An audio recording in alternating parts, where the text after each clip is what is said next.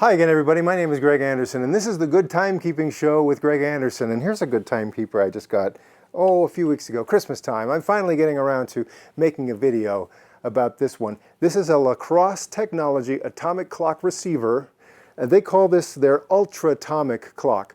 UltrAtomic. So what is that? Well, you know, it came with this one very small booklet, and I'll just read really quickly what it says here in the booklet. UltrAtomic time reception. It says, using the NIST's newly enhanced phase modulation-based broadcast system, this clock is the first of its kind to take advantage of this technology.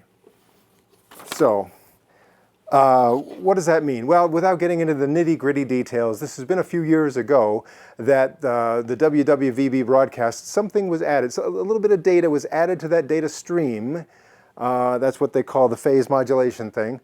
Okay, and what that does in practical sense, it allows certain kinds of receivers to receive more easily. So it doesn't really affect some of the older receivers I have, older radio-controlled clocks I have, you know, that just weren't made for that technology. It doesn't make them run any worse or better than they did. They just do what they did. My Casio multiband 6 watches, they all run just the same way as they normally would. But something like this, with a dual antenna, and the UltrAtomic reception built into it, this is made to take full advantage of that. And so basically, if you're in a place where radio reception is difficult, this might still be able to work where other radio-controlled clocks would not. So I did a little test on this. Now, maybe you know this because I've said it in other videos. If you just draw a line on the map, straight line between my house and the WWVB transmitter, there in Fort Collins, it's only about 350 miles. And that radio transmission is supposed to cover all of North America. So I'm kind of, you know, it's very easy for me to, for my clocks, I should say, to receive the WWVB broadcast and set themselves in most situations because we're so close. But there are places and times where maybe radio reception, even this close to Fort Collins, might not be great. So I did a little test, and I put this right next to a good source of radio interference, namely a television, okay? A television turned on, and so I tried it out, and what I found was the reception, the amount of time it takes to, you know, calibrate the hands, receive the atomic time data, and set itself, was a little bit longer than it would have been if this were just sitting in a place where I normally have no reception problems. I also tested this out with some other radio control clocks right nearby. So a LaCrosse technology clock that was not the UltrAtomic version. I had them just side by side to see how well they would do.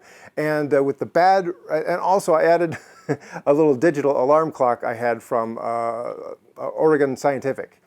And so normally, most places in my house, all of these receive their atomic time data and set themselves pretty well anyway.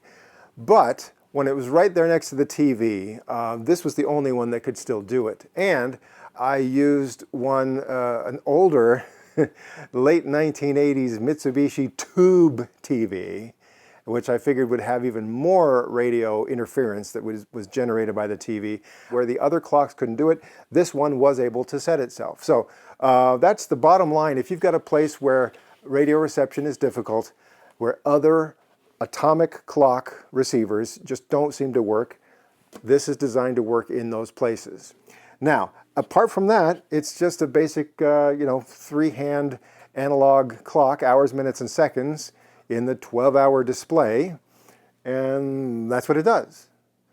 So, it's about a 14-inch thing, and this one, they used to cost a little more than they do now. I think I shop around kind of carefully when I see something I want. So there may be places where you would spend more for this as opposed to more of a standard radio-controlled clock.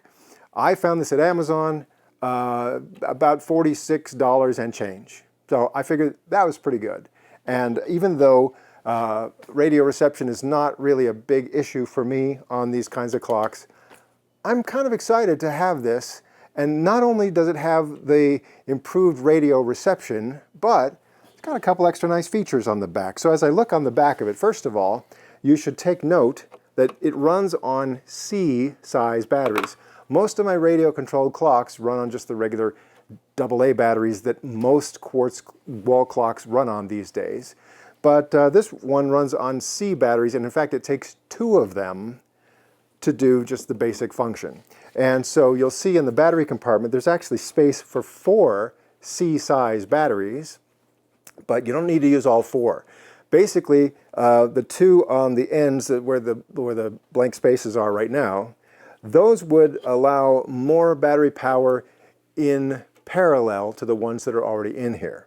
So what that does, the clock is still getting the same amount of voltage because those extra batteries are in parallel with the ones that are in there now.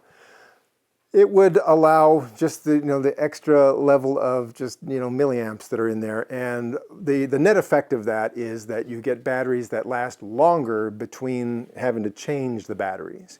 So what they tell us on this clock, according again to this little booklet that I have right here, you can expect about 3 years of performance with 2 C-size alkaline batteries. But if you put all 4 in there, you get about 6 years worth. So this would be great for a place where radio reception is difficult and where maybe the clock is a little bit out of reach and you don't want to have to change the batteries very often. You could put 4 C batteries in there, let it run for 6 years, and you're in business. And then every 6 years or so, pull it down, change the batteries. The only problem I have with that is I've noticed this seems to be more of a problem these days than maybe when I was growing up. A lot of times batteries that are left in a situation like this, where they run for many, many months, maybe years, without being changed, have a tendency to develop leakage. So you get that crusty white stuff near the contacts there. So I don't know.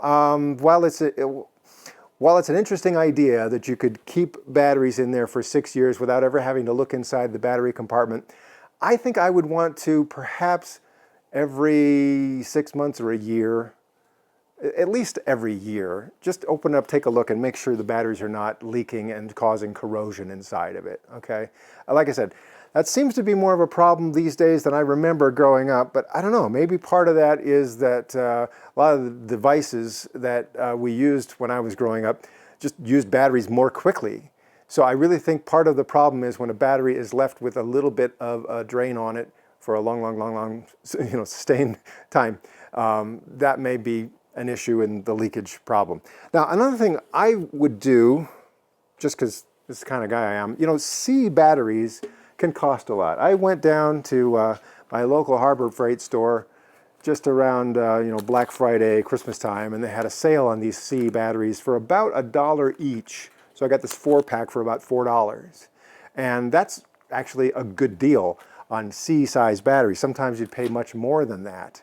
So you might think, well, $4 just for batteries in there, that seems like a lot. When you could save a lot of money if it were just AA batteries, what can you do? Well, something I discovered a few years ago, and this works pretty well actually, is C battery adapters. So I don't know if you've seen these. They're not, you don't see these at every local hardware store or at Walmart or whatever, but what it is you take a AA size battery and you put it inside this shell, which then makes it about the same size as a C battery. If you put a regular C size battery right up against next to a AA size battery, they're about the same height as each other, okay?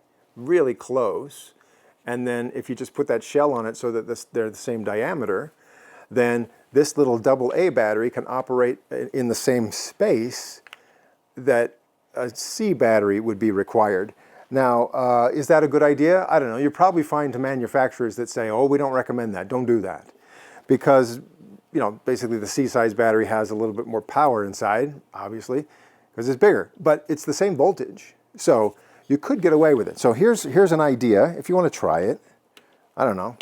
Again, this is not recommended by the manufacturer, but I happen to have these C-size adapters lying around. So let me just show you how this works. I just take this and I slip it right into the same slot where you would normally put your C-size battery. Depending on the compartment there, you might have to wiggle it a little bit just to make sure you're getting a good connection and it's fitting in there.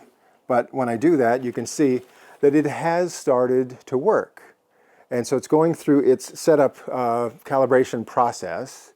And so if I wanted to, I could fill up these other 2 slots, again with AA batteries inside of adapters. And I'd be willing to bet that these 4 AA batteries that are adapted to fit in the C-size spaces altogether would probably run this for a couple of years, maybe even the full 3 years.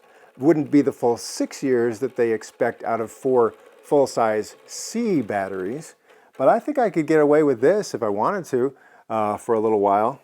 Just something to think about, and of course I would save a lot of money on buying AA batteries instead of C-size batteries. But you know what? I know some of you are thinking, you know, it's not that much money. Pay a couple extra dollars, get real C-size batteries, fill up all 4 spaces, and just, you know, move forward. Don't worry about it. So, you know, it's up to you. But anyway, I just love to play around with different ideas with batteries. So stick the cover on there and you're ready to go. Now, one other idea I had, and I've done something like this once before, I got an AC adapter, you know, so you plug it into the wall, just your regular wall power, alternating current, and then it had the voltage regulator on it that would allow it to output specific voltages and in direct current, so simulating, you know, battery power. So if I wanted to, I could find something like that that outputs exactly 3 volts, and I could just kind of put alligator clips on the leads there and hook up a 3-volt power supply, DC power supply, to here, and then just hang that up on the wall, have a little wire running out of it that then plugs into a wall outlet, and I could probably run that indefinitely. Now, if there were a power outage, then as soon as the power comes back on, it would have to go through all the process of resetting itself again. But, you know, that might be, who knows, kind of fun. Lots of power you know, possibilities there. But the other thing I wanted to tell you about the actual, some of the other functions that this comes with. And again, according to this tiny booklet, something you can figure out. Now, first of all, there's a switch right here on the back of it to set your time zone. This one is made to work in North America. So you got the 4 time zones. You have Pacific, Mountain, Central, and Eastern time. So those are the 4 time zones where this is designed to operate. So I can just slide this over to the appropriate one. In my case, the Mountain time zone. Then there's another switch here where you can select daylight saving time on or off. So if I were in Arizona, that would be the Mountain time zone. Most of Arizona would be the Mountain time zone without daylight saving time ever. Then I would set this accordingly, daylight saving time off, Mountain time zone, and it's ready to go. And if I were in an area like here in Utah, Mountain time zone with daylight saving time observed during the proper, you know, whatever the schedule is that has been decided upon, then I would leave the daylight saving time switch turned on. Right now, since we're in February, it would not show daylight saving time, but as soon as that is appropriate to show daylight saving time according to the schedule, it would then show that on here. So that's what you got there.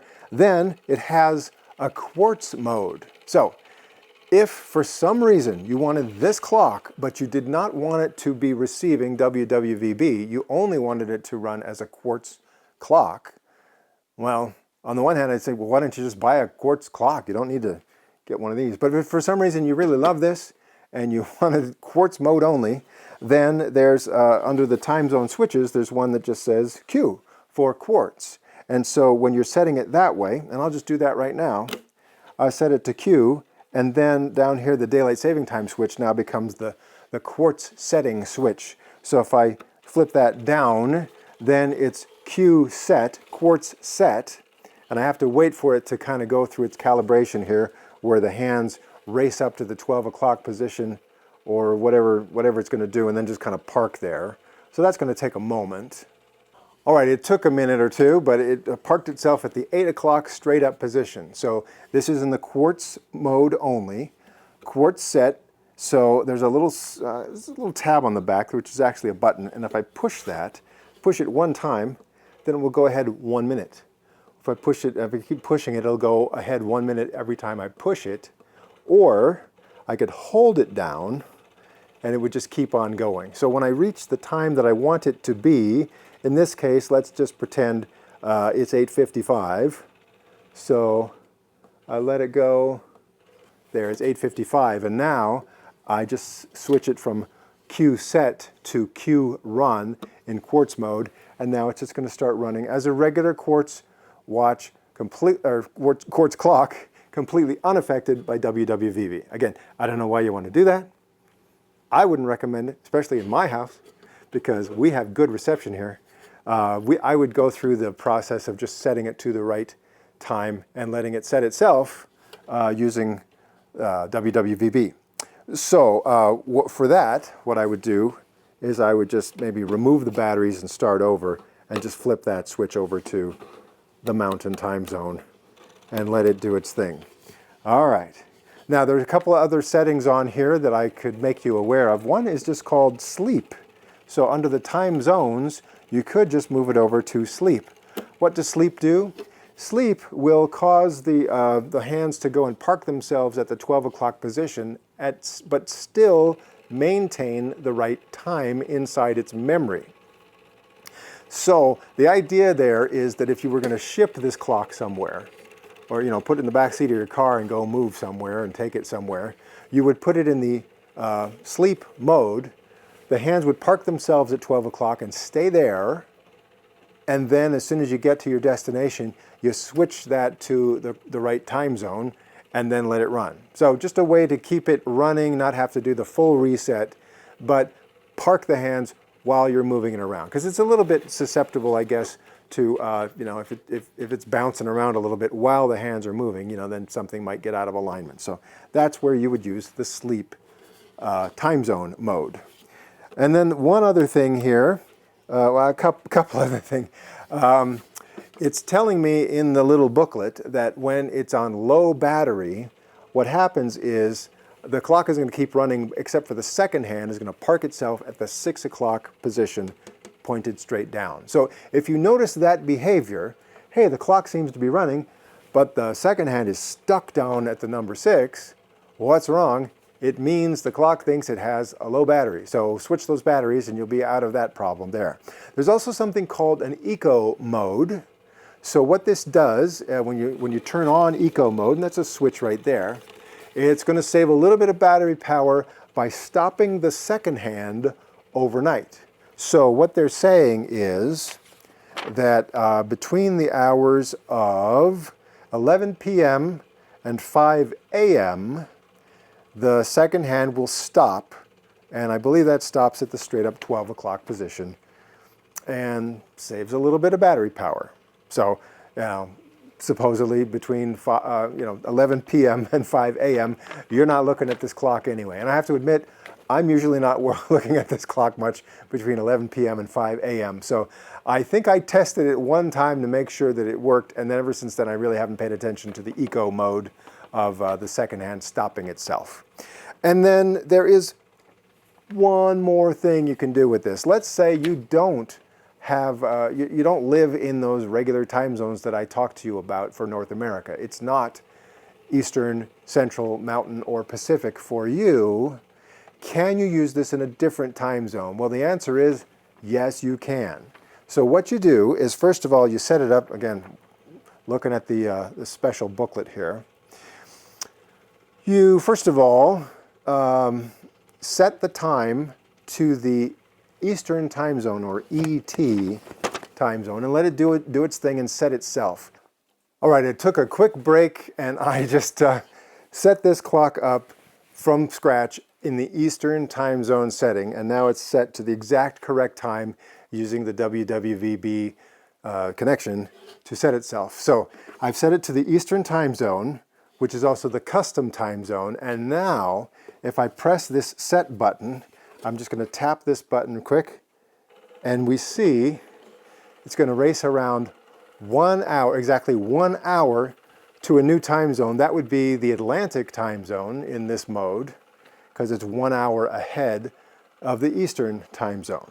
And now, there you go, it's going to run correctly in that time zone. So it's not necessarily the time zone it's meant to be used in, but it's working. tap that button again, and I'll go 1 more hour. So chances are, if you are in a time zone that's outside of the Pacific, Mountain, Central, or Eastern time zones, you're going to have reception problems anyway, and this might not be a reliable receiver for your WWVB atomic time, but you can try it out. Or the other thing that I think would be really neat, and you used to see this sometimes at, on the background of a newscast, the set in the newsroom, or maybe a travel agency or whatever. Maybe you would want to get a few of these and set them to other time zones around the world. So even though your office, your travel agency office is in Salt Lake City, you could have some clocks on the wall. One of them would be set to Salt Lake City. One could be set to, Honolulu. One could be set to Paris. You could just have those, and you could do it with this, and they would remain perfectly synchronized, and they would show time zones from around the world. That might be a really cool thing to set up. Any travel agents out there, I'd love to see that. Or, I guess I could just go get 12 of these and have them all lined up on the wall, perfectly synchronized in different time zones. But that's how you can do it. Again, just selecting some other time zone of your choice, starting with the Eastern time zone as your initial time zone there. So that's really all I have to say about this clock. Again, from my testing in a place where radio reception is pretty good anyway, I was able to set up difficult reception situations, and this was able to set itself. So that's great. I guess I could do one more test, which, later on. There's a certain basement to an office building where I often work in Salt Lake City. Reception is terrible there for like AM radio stations. But I guess I could try this down there and see if it works in that room in the basement. And that would be a really cool, place where I wouldn't expect it to work. So I'll see if that happens. If it happens, I'll probably make a video out of it. If it doesn't work there, then let's just forget I ever mentioned trying that experiment. One other thing that I wanted to mention, when I got this out of the box and set it up, I could tell right away it was working correctly, but there was one issue. When it got to the part where the hands all calibrated themselves and were all pointing straight up at the 12 o'clock position, the minute hand was about a half a minute off, and the second hand was also about maybe a quarter second off, and that bothered me. So what did I do? So I ran the clock through a situation where, again, it parked itself at the straight up 12 o'clock position for all the hands, which again, that's what it should have shown, but they were a little bit out of alignment. Then I removed the batteries while the hands were all pointed up to that straight up position. Then I took these little clips on the back of the frame, and these are not too difficult, or not too different, I should say, from other clips that you might find on, picture frames and things like that. So I was able to, I'll just show you real quick how I just took one of these and I just kind of squeezed it out that way, and oh, there you go. So just kind of this V-shaped clip, okay? And it was just easy enough to remove the clip. I removed the other 4 of them, so 5 clips altogether. And that allowed me to remove this part of the clock from this bezel here, and also take the glass off, okay? So when I did that, very carefully, remove the glass, remove this bezel, I then took the hands while they were all pointed to the straight up 12 o'clock position, and I carefully pulled the second hand, and I did this without the batteries in it, right? I carefully pulled the second hand straight off, and then I took the minute hand and pulled it straight off. Then I took a very good look at how that needed to line up right with the 12, and I very carefully put the minute hand back on, now perfectly aligned with the 12. Okay, and then when I was satisfied with that alignment, I stuck the second hand back on, perfectly aligned with the 12, and just pressed it into place. And once I was convinced they were pressed into the right place, and they were parallel to each other so they wouldn't run into each other while they were running around, then I was happy. And I put the batteries back in. Well, first I put the clip, I put the glass back on, I put the bezel back on, I put these clips back in, then I put the battery in, and everything then was fine. So just a little bit of a quality control issue when those hands were pressed into place, they weren't perfectly aligned, or maybe when it was bouncing around in shipping, somehow it got off a little bit. But I was able to fix that. I would kind of complain and say, well, the hands were wrong. What's wrong with your quality control? But I don't know whose fault it was, but I was able to fix it. If you get one of these and it's a little bit off, maybe talk to me. We'll figure out a way I can kind of help you through realigning those hands. But otherwise, maybe you'll get lucky and there won't be a hand alignment problem and it'll just run great right out of the box. All right, so that's everything I have to say right now about the LaCrosse Technology UltrAtomic clock. There's another one that has a slightly different bezel. I'm not aware of any other companies manufacturing clocks that utilize that phase modulation UltrAtomic reception technology. But LaCrosse Technology has at least 2 models like this I'm aware of, and I got this one, and I'm sold. I like it.